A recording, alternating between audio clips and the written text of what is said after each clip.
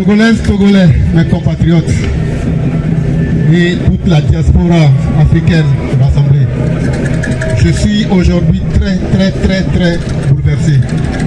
Je dirais même, je ne sais pas le mot que je peux utiliser. Quand nous nous retrouvons ici, présents, je suis un Togolais, un citoyen togolais libre. Et parce que je suis dans un état libre, j'arrive à m'exprimer. Mais voilà que le Togo n'est pas un état, c'est un non-état aujourd'hui. C'est un non-état, le Togo. C'est tout simplement un camp de concentration qu'une personne, qu'une famille a trouvé pour faire son business. Et il traite les Togolais comme bon le semble. Même au temps de l'esclavage, les esclaves avaient de quoi boire et de quoi manger dignement, même si on les fouettait. Aujourd'hui, le Togolais ne peut pas s'exprimer. Il ne peut pas ouvrir sa bouche pour dire j'ai faim. Il ne peut pas dire j'ai soif. Il ne peut pas dire j'ai mal. Comme disait un de nos frères, un de nos aînés, le Togolais, il naît dans la peur, il vit dans la peur, il meurt dans la peur, et même pour l'enterrer, on l'enterre dans la peur. Et cela n'est pas normal. Aujourd'hui, un jeune se lève tout simplement parce qu'il n'est pas d'accord avec ce qui se passe dans son pays. Et il n'est pas le premier à signaler ce qui se passe dans le pays. On le prend, on le traite de fou. Après, bien sûr, l'avoir molesté, après l'avoir torturé, on le traite de fou et on va l'injecter.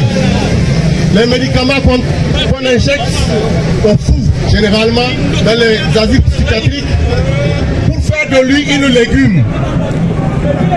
Et après, on le met sous pression pour lui dire de faire un discours, soi-disant, pour demander pardon à ses bourreaux. Vous comprenez cela? Je prends l'exemple d'une femme. Un homme vous viole, il vous massacre, il fait ce qu'il veut et il demande de venir lui dire merci, de lui demander pardon. C'est ce que Amron a connu en ce temps-ci. Et quiconque apprend cette histoire doit être indigné.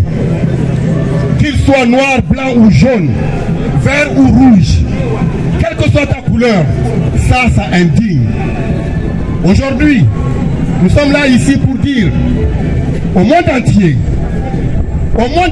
et pas seulement aux Togolais qui sont en combat actuellement, qui sont en train de souffrir dans le pays, que les yeux doivent être braqués sur le Togo. Merci. Pour que le monde entier sache ce qui se passe dans ce tout petit pays de 56 000 km² qui ne renferme que 9 millions de citoyens, dont presque 10%, je dirais, se trouvent dans la diaspora. Tout simplement parce qu'ils refusent de se soumettre à ce régime.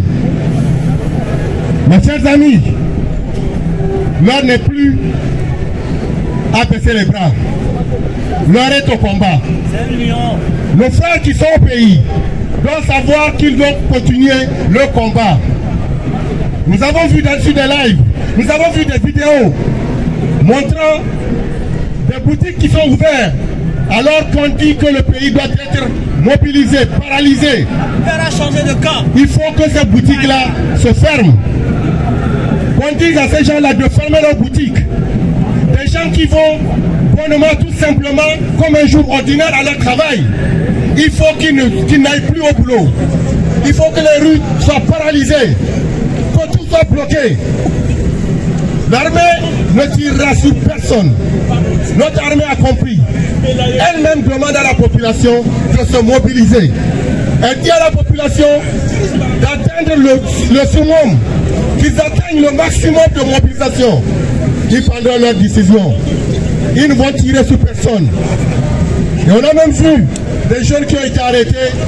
100 mètres plus tard, on les relâche. Pourquoi? Parce que cette armée a compris que ces jeunes qui réclament, ces femmes et les hommes qui sont dans la rue, ce sont leurs frères, ce sont leurs sœurs, ce sont leurs mamans, et ils ont besoin d'eux aussi à leur côté.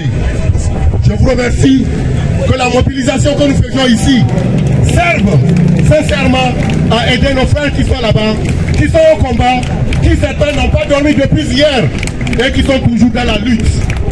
Je vous remercie. Merci. Merci mon frère.